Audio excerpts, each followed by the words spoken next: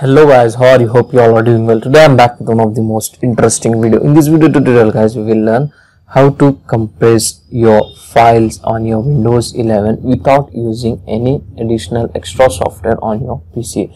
So this is the inbuilt feature available in your PC. So for this guys, first you need to move your all files into one folder to compress that files, okay, and then open it like this. Open that folder and select your files.